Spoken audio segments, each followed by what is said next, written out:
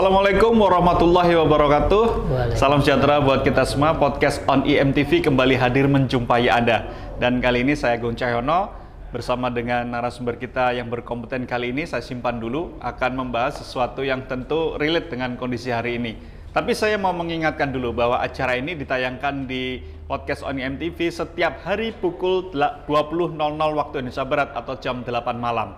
Dan jika pemirsa masih ketinggalan, nanti bisa melihat tayang ulangnya di keesokan harinya di pukul 10.00 waktu Indonesia Barat. Jika masih ketinggalan juga karena ada kesibukan dan lain-lain, bisa menyaksikan di YouTube kami di IMTV Jawa Tengah. Baik pemirsa, kali ini saya ingin membahas terkait dengan hal-hal yang masih relate dengan hari ini. Antara lain beberapa waktu yang lalu kita masih mengingat soal demo-demo soal UKT gitu ya. Penerimaan mahasiswa baru, kemudian ada UKT yang dirasa berat. Kemudian ada bullying di kampus, itu masih terasa dan masih diangkat di media. Pemberitaan hari ini masih mengangkat soal itu. Kemudian beberapa waktu lalu juga ada soal terkait kekerasan seksual atau pelecehan seksual yang ada di area-area kampus. Dan yang tidak kalah penting, dari kabar di media online dimunculkan bahwa hampir 80-an gitu ya, lembaga universitas perguruan tinggi swasta berpotensi untuk ditutup. Nah ini tentu juga perlu perhatian untuk mahasiswanya bagaimana dan lain sebagainya. Dan untuk ngobrol-ngobrol tentang ini sudah hadir di studio kita Bapak Dr. Sri Praptono SOS MM. Beri tepuk tangan dulu yang meriah. Assalamualaikum Pak. Waalaikumsalam warahmatullahi wabarakatuh. Bagaimana kabarnya hari ini? Alhamdulillah sehat Pak Agung. Ya, ini pemirsanya ada 700 orang. Oh iya. Ya, selamat ketemu dengan pemirsa IMTV yang berbahagia ya dimanapun berada ya. Ya Pak Sri, ini terkait dengan fenomena hari ini, terkait dengan tema kali ini terkait perguruan tinggi swasta, tantangannya dan mau dibawa kemana ini Pak Sri? Unpan sendiri bagaimana menghadapi perubahan hari ini Pak Sri? Baik, terima kasih Pak Agung dan seluruhnya para pemirsa. Saya dari Universitas Pandanaran Semarang ya. Jadi memang universitas ini sudah berdiri sejak tahun 98. Jadi sudah 26 tahun ya, 27 tahun di situ.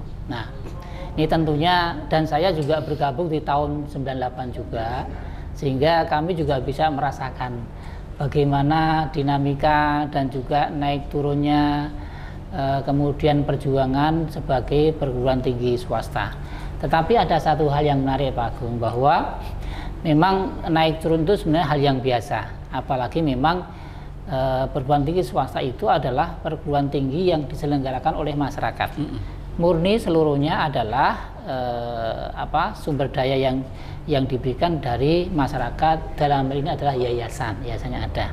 Berbeda tentunya dengan perguruan tinggi negeri yang memang dapat anggaran dari pemerintah. Nah, di situ ada satu yang menarik, bahwa yang pertama adalah harus ada sinergitas antara yayasan sebagai badan pengelola dengan universitas yang dipiloti oleh rektor. Itu harus ada sinergitas dan kebersamaan di situ. Ini luar biasa. Yang kedua, memang kita harus senantiasa melakukan inovasi-inovasi, kemudian mendengar tuntutan, mendengar kehendak masyarakat ya, para orang tua yang ternyata luar biasa, mereka sangat mengharapkan anak-anaknya itu bisa kuliah yang lebih tinggi. Nah, justru kita melihat ini satu sisi adalah tantangan, tetapi sisi lain memang menjadi peluang kita. Bagaimana kita punya misi mulia bahwa kita bisa mengentaskan menjadi fasilitator untuk anak-anak Indonesia supaya bisa mendapatkan tingkat pendidikan yang lebih tinggi atau bahkan mungkin paling tinggi. Nah, inilah peran kita, perguruan tinggi atau universitas itu bisa masuk di situ. Gitu, ya, Pak. Kemarin atau tadi ya, tepatnya tadi pagi saya baca di media online detik.com Pak, itu ada sekitar 84 perguruan tinggi swasta yang diprediksi terancam tertutup gitu Pak. Nah ini ketika mendengar itu apa yang ada di dalam benak Pak Sri yang saat ini juga sebagai Wakil Rektor 3 Unpan gitu Pak. Apa gitu kira-kira yang bisa diambil hikmahnya? Ya, memang ini kita bisa lihat dari berbagai macam sudut pandang ya. Kalau dari kita perguruan tinggi swasta terutama itu ini memang menjadi tantangan. Kalau ada sebuah universitas atau perguruan tinggi ditutup itu bukan serta-merta, tetapi tentu ada waktu yang agak panjang, jeda yang lama, yang mana proses pembelajaran tidak bisa dilakukan secara ideal. Contohnya misalnya, ya, yang paling gampang adalah izinnya tidak ada. Nah ini jelas ya. Kemudian mungkin mahasiswa yang sudah kosong, nah, sudah ada izinnya tapi mahasiswanya kosong. Atau yang ketiga jumlah dosen pengajar yang kurang, baik dari kualifikasinya maupun dari jumlahnya. Dan tentunya juga hal-hal lain yang berkaitan dengan proses belajar mengajar. Nah, sebenarnya memang ada ada sistem akreditasi ya Pak Agung, yang mana setiap sekian waktu itu setiap perguruan tinggi, universitas itu harus memperbarui akreditasinya, atau bahkan mungkin menaikkan. Ya, dulu ada CBA, nanti sekarang ada baik sekali, kemudian unggul dan sebagainya. Itu sebenarnya menjadi sebuah sistem yang mana perguruan tinggi harus senantiasa mengupgrade dirinya dalam rangka memperbaiki performanya dan juga dalam rangka memaksimalkan pelayanan kepada masyarakat. Nah, mohon maaf kalau ada berita yang sekian 84 yang mau ditutup dan sebagainya, itu tentunya mesti ada hal-hal yang sudah lama itu tidak terpenuhi syarat itu.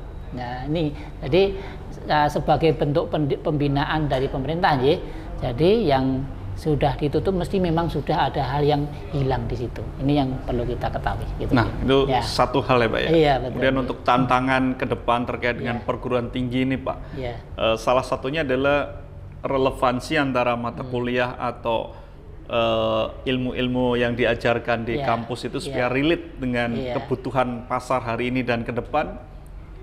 Gimana respon Pak Sri melihat itu? Nah, inilah kebetulan saya itu kan Wakil Rektor kerjasama dan kemahasiswaan ya, yang mana kita itu banyak berinteraksi dengan dunia industri ya, para pengguna, masyarakat pengguna, user gitu kan. Nah, ternyata memang banyak Pak Agung, banyak masukan, kita diskusi, komunikasi itu ya, di mana ya ada yang memang puas, tapi banyak juga yang tidak puas dengan lulusan sekarang. Contohnya, wah anak-anak sekarang itu tidak siap pakai misalnya, anak-anak sekarang itu effortnya kurang, daya juangnya kurang, pengennya lemah, dikit-dikit ngeluh gitu kan, belum apa-apa minta gaji yang tinggi. Itu memang kita tangkap. Jadi dari para user ini menyampaikan itu, ini menjadi masukan bagus bagi kita.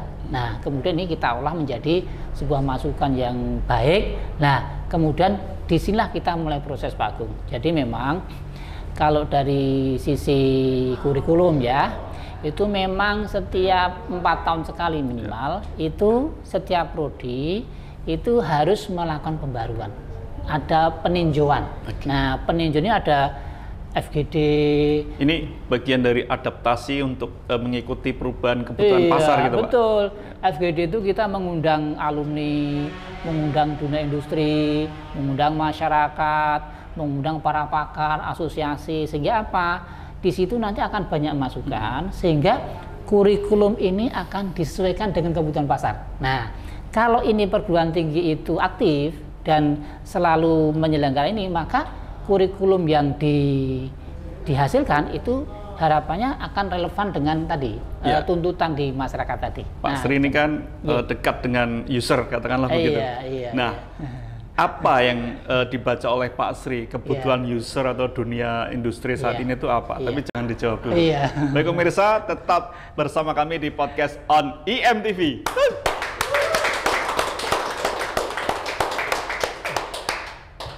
mengajak Anda berwisata kuliner, mencicipi warisan kuliner di Jawa Tengah, mengangkat, mengenalkan menu dan usaha kuliner yang legend, menjadi alternatif rujukan bagi Anda pecinta kuliner. Ini sausnya penasaran ya. Tadi aku cobain empal gentong dan emang di posternya tuh ternyata Saksikan program acara Makan Enak IMTV setiap hari pukul 19.00 waktu Indonesia Barat. IMTV Channel 36 UHF, lebih dekat menginspirasi. Makan enak, enak tenan. Mengangkat topik di sekitar kita, menghadirkan narasumber yang kompeten, berwawasan luas, menginspirasi, mengedukasi, dan menghibur. pasti pemirsa juga penasaran bagaimana sih cerita awalnya menjadi Putra Jawa Tengah 2024. Kadang latar belakangnya berbeda. Ada yang mungkin sudah berpengalaman. Sebaik-baik manusia adalah manusia yang paling bermanfaat untuk manusia lainnya. Saksikan program acara Talkshow Podcast on IMTV pukul 20.00 waktu Indonesia Barat. IMTV, lebih dekat menginspirasi. Nonton ya lur. Ya pemirsa, kembali lagi di podcast on IMTV. Ya, masih bersama saya Agung Cahyono. Terima kasih Anda masih bersama kami dan bersama Bapak Dr. Haji Sri Praptono apa tadi Pak? Esos MM. Wah, saya sampai lupa nih. Beliau adalah Wakil Rektor 3 dari Universitas Pandanaran Semarang. Dan tadi untuk menjawab yang tadi Pak, Bapak sebagai selaku Wakil Rektor yang berdekatan dengan dunia industri user gitu Pak, untuk melihat hari ini apa sih kira-kira relevansi yang harus diadop atau diadaptasi dari lapangan kemudian dibawa ke kampus. Skill apa yang hari ini dibutuhkan menurut Pak Sri? Saya terpaksa memakai sebuah riset ya. Jadi ternyata ada sebuah riset berkaitan dengan tenaga kerja yang dibutuhkan dari tahun ke tahun. Sejak tahun 1970, kemudian 99, kemudian 2015, 2020 sampai 2030. Nah, 2030. ini makanya ini kita sampaikan ini bagi generasi sekarang ini 2030 itu kira-kira apa yang dibutuhkan ya. Nah, menarik kan? Soft skill, hard skill apa Pak? Dibocori Pak nih Pak. Betul. Nanti konsultasi dulu ya. Tapi ini dilihat dari tahun 70. Yang menarik, saya ada top 10, ada 10 skill yang dibutuhkan di situ. Dari tahun 70? Iya. Perkembangan ke sini, tapi akan saya lihat, saya ambil yang paling atas dan bawah aja. Nah, ternyata kalau tahun 70 itu yang dibutuhkan adalah apa? Writing. Menulis gitu lah gitu. Paling bawah adalah apa? Teamwork. Soft skill ini ya. Nah, jadi waktu itu tentu yang dibutuhkan adalah bagaimana cara menulis gitu ya. Lah kemudian mulai bergeser ke ini kebalikan. Kemudian teamwork, kemudian writing di bawah. Tahun berapa ini berarti 99. Udah terbalik. Betul. Sampai ke sini kemudian memang saya lihat polanya berubah Pak Agung. Sampai di sini kemudian apa yang dibutuhkan adalah kemampuan untuk memberikan solusi. Nah, jadi apa itu problem solving. Nah, complexity problem solving. Jadi ternyata yang dibutuhkan adalah bagaimana seseorang itu bisa memberikan solusi terkait dengan masalah-masalah yang ada. Nah, ini juga begitu. Maka nanti jangan heran kalau misalnya di dalam wawancara dan sebagainya di industri yang dibutuhkan tidak lagi hanya sekedar menulis. Dulu jago ketik itu luar biasa. Tapi sekarang bagaimana mereka bisa menjadi problem solving. Nah, 2015, 20, kemudian ada perubahan sedikit. Apa sekarang? Yaitu adalah adanya open mindset. Jadi flexibility mindset. Jadi 20 bahkan ini sampai 2030 itu diprediksi bahwa sangat dibutuhkan adalah mereka-mereka yang mempunyai flexibility mindset. Jadi fleksibilitas, terbuka untuk menerima sesuatu yang perubahan, baru. Betul, begitu. Makanya kita pun juga harus menyiapkan kita semua bahwa apalagi sekarang ya Pak Agung, dunia informasi digital, seperti ini digital, sehingga tidak ada ruang sekarang. Semua orang bisa melihat, dan pemikiran, konsep, diskusi, para pakar itu semua masuk semua. Nah, yang dibutuhkan adalah bagaimana kita bisa menyerap itu menjadi nilai, konsep, ilmu yang bermanfaat. Dan ada lagi yang menarik bahwa di situ apa? Jadi digital literasi digital. Ini ternyata dibutuhkan betul ini.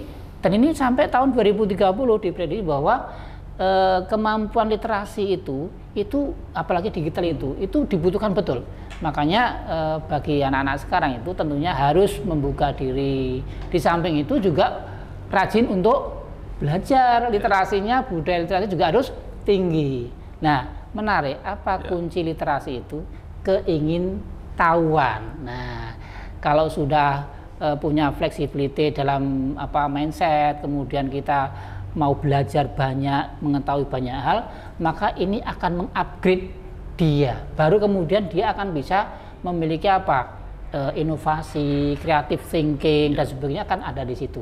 Nah, ini ternyata sebuah riset yang dibutuhkan untuk industri ke depan. Nah, tentunya ini juga menjadi masukan kita Pak Agung, termasuk juga teman-teman semua, bahwa dalam pembelajaran di perguruan tinggi itu tidak semata-mata itu ijazah betul, tidak semata-mata mencari nilai 4,0 gitu. Tetapi bagaimana anak-anak ini, mahasiswa juga harus dibekali dengan kemampuan tadi ya. Ada juga di antara misalnya negosiasi, kemampuan untuk bargaining, kemudian komunikasi, itu juga.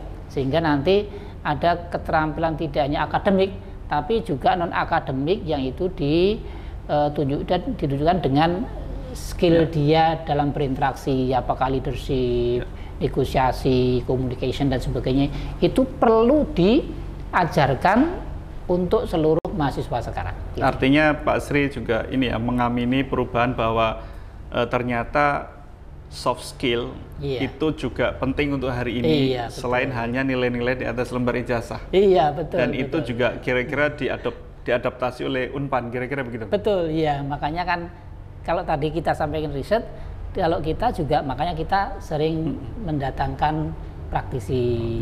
Sekarang apalagi ya MBKM itu ya Merdeka Belajar itu sebenarnya sebuah konsep di mana para mahasiswa itu dalam proses pembelajarannya itu tidak meninggalkan lingkungannya, tidak meninggalkan dunia luar, sehingga ada magang, ada pengabdian, bahkan ada mengajar ya. Itu supaya seluruh mahasiswa itu tidak lepas dari realita yang dibutuhkan di masyarakat. Itu ada joke Pak, ini ada joke, ada bercandaan di luar sana. Jadi kalau IPK yang di ijazah itu kan puncaknya 4,0. Itu sisanya sebenarnya masih 96. Supaya untuk menjadi 100 gitu. Jadi 96-nya itu adalah ilmu kehidupan di lapangan gitu ya, kira-kira soft skill ya. 4-nya itu hanya teori, ini hanya bercandaan. Artinya kira-kira hari ini soft skill itu juga tentu buat adik-adik mahasiswa khususnya itu penting sekali Pak ya. Betul ya. Saya kalau sebagai kemahasiswaan ya, itu makanya kita tuh berpikir piramida untuk pembelajaran mahasiswa itu, di samping dia harus menguasai hard skill-nya, menguasai akademiknya, dia harus menguasai soft skill-nya. Maka ormawa-ormawa kita tumbuhkan, ormawa itu organisasi kemahasiswaan, UKM dan sebagainya itu, yang mana di komunitas itu sebagai tempat mahasiswa untuk mengaktualisasikan potensinya. Kalau di Unpan sendiri, satu keunggulan yang coba diangkat untuk soft skill apa Pak kira-kira? Oh, kita banyak. Misalnya? Kita punya pemain sepak bola banyak ini loh. Jadi contohnya itu ya, jadi ada nih anak-anak yang punya hobi sepak bola itu, anak-anak muda ternyata anak-anak lulusan SMA itu banyak sekali suka sepak bola. Kemudian tari itu ternyata luar biasa. Anak-anak itu sekarang kita kan lihat jadi kalau misalnya kita tuh terima mahasiswa, itu kita lihat datanya. Prestasinya. Oh, ternyata ini juara karate. Ini ternyata prestasi di tari. ini punya paskibraka dan sebagainya. Nah itu kita kumpulkan. Nah kita kumpulkan, kemudian kita tumbuhkan Mas Agung, sehingga nanti mereka bisa maksimal di samping dia kuliah, dia juga akan bisa mengasah hobi yang kemudian menjadi prestasi itu. Betul-betul. Ya. Pak, ini nanti akan kita lanjutkan lagi karena ini sudah ada yang mau lewat berarti. Baik pemirsa, kita jeda dulu. Usai jeda berikut, kita akan segera kembali di podcast on IMTV. Mengajak Anda berwisata kuliner, mencicipi warisan kuliner di Jawa Tengah, mengangkat, mengenalkan menu dan usaha kuliner yang legend, menjadi alternatif rujukan bagi Anda pecinta kuliner. Ini sausnya penasaran ya. Tadi aku cobain empal gentong dan emang di posternya tuh ternyata Saksikan program acara Makan Enak IMTV setiap hari pukul 19.00 waktu Indonesia Barat. IMTV Channel 36 UHF, lebih dekat menginspirasi. Makan enak, enak tenan. Mengangkat topik di sekitar kita, menghadirkan narasumber yang kompeten, berwawasan luas, menginspirasi, mengedukasi, dan menghibur. Pasti pemirsa juga penasaran bagaimana sih cerita awalnya menjadi Putra Jawa Tengah 2024. Kadang latar belakangnya berbeda. Ada yang mungkin sudah berpengalaman. Sebaik-baik manusia adalah manusia yang paling bermanfaat untuk manusia lainnya. Saksikan program acara Talkshow Podcast on IMTV pukul 20.00 waktu Indonesia Barat. IMTV, lebih dekat menginspirasi. Nonton ya lur. Baik pemirsa, masih bersama saya Agung Cahyono di podcast on IMTV. Ini kami ingatkan lagi ini buat pemirsa yang ada di studio dan di rumah, acara ini bisa disaksikan di IMTV Channel 36 UHF di pukul 20.00 waktu Indonesia Barat setiap hari. Jadi Senin sampai Minggu itu acaranya ada podcast on IMTV dengan beragam narasumber.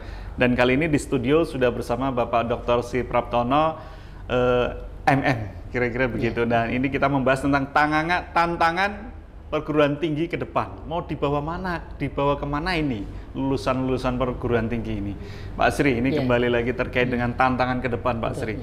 Nah ini kalau dari data yang saya baca dari Kompas ini, Pak Sri, ada mengatakan di Dirjen Dikti itu akses ke perguruan tinggi, jadi adik-adik lulusan SMK, baik SMA dan sederajat itu, akses masuk ke perguruan tinggi itu untuk Indonesia itu sekitar 34%, untuk Malaysia 43%, kemudian Thailand 49% dan Singapura 91%. Artinya Pak Sri melihat data ini bagaimana? Iya. Baik, memang ini sebenarnya kalau kita bicara tentang pendidikan tinggi, itu ini melanjutkan dari visi pembelajaran dan mencerdaskan kehidupan bangsa. Ya. Amanat undang-undang ini. Betul. Kalau dulu ada istilah 9 tahun, wajib 9 tahun ya.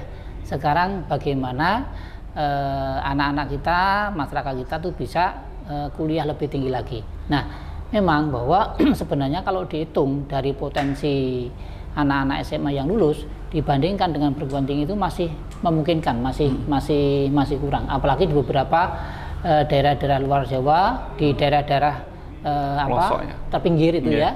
Itu juga masih sangat kurang. Nah, maka tapi satu sisi kita juga melihat bahwa bagaimana perguruan tinggi yang didirikan itu juga harus menjaga kualitasnya, agar tidak semata-mata menerima anak-anak didik aja. Nah, sehingga sekarang ada semacam perbandingan bahwa memang tidak mungkin bahwa mewadahi anak-anak kita kuliah itu hanya di perguruan tinggi negeri. Tidak mungkin. Bahkan 20% ya. Justru lebih banyak 80% itu ada pada perguruan tinggi swasta. Tapi sisi lain memang perguruan tinggi swasta mempunyai tantangan yang berbeda. Itu seperti sarplasnya, kemudian teknologinya, kemudian juga pengadaan guru pengajarnya. Nah, maka kalau kita ingin membuka akses lebih luas lagi, tentunya hal-hal ini memang harus menjadi PR kita bersama. Di samping itu, Pak Agung, jadi di lapangan saya melihat bahwa banyak juga anak-anak SMA yang memang dia tidak mau kuliah. Ini menarik ya. Kenapa tidak mau kuliah? Karena rata-rata mereka tidak punya gambaran bagaimana nanti kalau kuliah itu biayanya seperti apa. Nah ini kan sudah terbayang ya, kalau kita kuliah itu wah mesti nanti harus ada biaya per semester berapa, UKT-nya berapa, belum uang gedungnya berapa dan sebagainya itu, sehingga di total semuanya itu bisa sampai di atas 100 juta. Nah bagi orang tua mohon maaf yang kurang mampu, maka ini sudah tidak memungkinkan lagi anak-anak itu bisa kuliah. Nah bisa jadi ini juga menjadi salah satu kendala kita mengapa anak-anak yang lulus SMA itu tidak mau kuliah. Nah kalau kita pengen meningkatkan persentase, ini salah satunya yang harus kita atasi. Dengan cara apa? Inilah maka pemerintah bisa masuk dengan program-program beasiswa. Dulu ada bidik misi, ya sekarang ada KIPK. Itu sangat membantu betul, sehingga mereka yang tidak punya gambaran kuliah setelah melihat ini maka mereka akan punya semangat untuk kuliah, dan ternyata mereka juga anak yang baik, anak pintar juga, karena mereka tuh punya tadi ya keterampilan, kejujuran dan sebagainya. Saya juga punya pengalaman Pak Agung. Jadi karena saya itu bagian kemahasiswaan, saya itu juga mengelola anak-anak KIP. Nah ternyata anak-anak itu juga punya skill macam-macam tadi ya.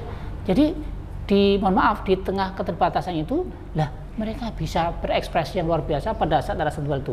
Nah mungkin bantuan seperti ini nanti pasti akan bisa menambah persentase bagaimana anak-anak kita itu bisa menempuh kuliah atau pendidikan lebih tinggi lagi. Kalau di Universitas Pandanaran sendiri, untuk perhatian atensi terhadap adik-adik ini yang kira-kira ada kendala soal faktor ekonomi, bagaimana Pak?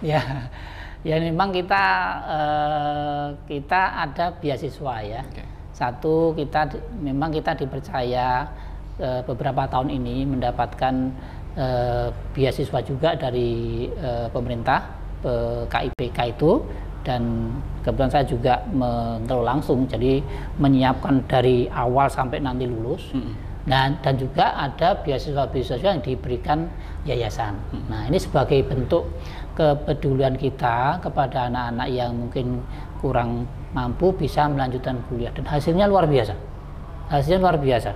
Maka saya optimis bahwa kalau program ini dilanjutkan, maka kita akan bisa mengentaskan anak-anak kita yang mungkin tidak punya gambaran kuliah bisa kuliah. Dan kalau anak-anak itu kuliah, ternyata ini adalah satu solusi konkret bahwa pemberdayaan, peningkatan kualitas hidup itu melalui anak-anak kita bisa kuliah. Sehingga kita pernah lihat ada program satu rumah satu sarjana. Nah itu bagus sekali. Kalau kajian saya dalam sosiologi Pak Agung ini disampaikan ya. Boleh Pak. Kuliah itu mempertemukan antara berbagai macam mahasiswa yang mempunyai latar belakang yang berbeda. Apakah itu orang kaya, orang kurang dan sebagainya itu, orang desa, orang kota dan sebagainya. Dan berbaurnya mereka itu kemudian menjadi satu komunitas yang luar biasa. Jadi nanti keluar tidak ada lagi yang minder, tidak ada lagi yang merasa kurang, tapi interaksi mereka itu luar biasa. Dan mereka mendapatkan akses berinteraksi dengan kalangan-kalangan yang lainnya. Bisa jadi pemerintah, pejabat dan sebagainya, dia bisa itu. Nah ini ternyata pembauran yang terjadi dari berbagai macam latar belakang anak ini menjadikan mereka adalah komunitas umur anak muda yang sangat luar biasa dan punya potensi yang luar biasa pula. Ini tadi kan tantangan untuk perguruan tinggi, tadi ada soal relevansi mata kuliah dengan kebutuhan pasar, kemudian ada soal akses, bagaimana akses adik-adik lulusan SMA sederajat bisa terserap atau masuk perguruan tinggi. Betul, Nah ini kalau Indonesia hari ini dari data di Dikti ini masih 34% ya, kalau tidak salah ini ada 34% yang masih terserap. Itu kira-kira paling tidak untuk meningkatkan itu berarti beasiswa dari perguruan tinggi atau pemerintah perlu ditambah, atau bagaimana menurut Pak Sri supaya adik-adik ini paling tidak generasi muda hari ini bisa banyak yang bisa kuliah gitu kira-kira. Sebenarnya beasiswa itu kan hal yang biasa. bagi negara-negara makmur, negara-negara maju, itu beasiswa itu biasa. Bahkan kita lihat orang-orang kaya kita pun juga berbondong-bondong cari beasiswa di luar negeri. Artinya bahwa memang pendidikan itu menjadi kebutuhan dasar. Di samping perumahan ya, kemudian makanan dan kemudian kesehatan dan pendidikan. Nah, pendidikan itu menjadi kebutuhan dasar masyarakat kita. Maka mestinya beasiswa itu bukan sesuatu yang luar biasa selama negara atau pemerintah mampu, gitu kan. Kalau misalnya kita kemarin bisa memberikan beasiswa wajib belajar 9 tahun, nanti sampai ke 12 tahun, bahkan nanti sampai ke S1 atau ke kampus. Ya, kita turut mendoakan ini Pak, kebijakan anggarannya, kebijakan keperpihakan terhadap adik-adik kita supaya bisa kuliah juga bisa lebih meningkat, karena ini faktor ke depan dengan bonus demografi. Saya kira ini cukup penting untuk generasi muda yang akademiknya juga bagus, soft skill-nya juga bagus. Dan satu lagi Pak Asri, ini karena waktu terbatas, ini sudah di info kurang berapa 3 menit ya. Jadi kira-kira tantangan yang lain hari ini juga kita dengar ya, terkait dengan di kampus masih ada bullying, perundungan, kemudian ada kekerasan yang mengarah ke pelecehan dan lain sebagainya. Ini Pak Sri bagaimana menyikapi atau memandang hal ini? Ini menjadi satu cara untuk menyempurnakan pendidikan generasi kita.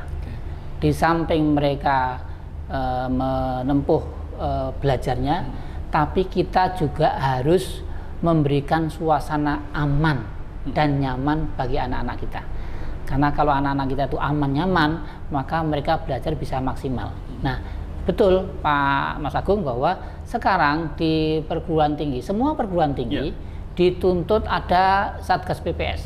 Jadi Satgas Pencegahan Perundungan dan Kekerasan Seksual. Lah, ini saya kira menjadi solusi agar praktik-praktik yang tidak terpuji, bullying, kemudian kekerasan seksual itu tidak terjadi di perguruan tinggi. Saya kira ini positif, maka mari kita bersama-sama semoga dengan cara ini nanti anak-anak kita bisa belajar lebih sehat, lebih nyaman, dan bisa maksimal lagi. Ya, terima kasih Pak Sri.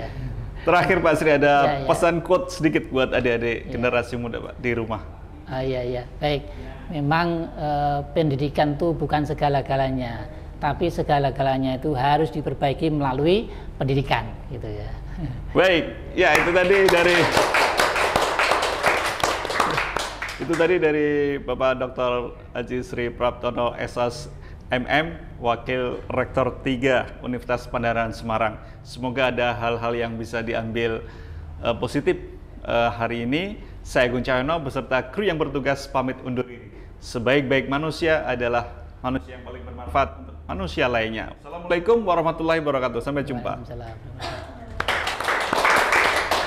Waalaikumsalam.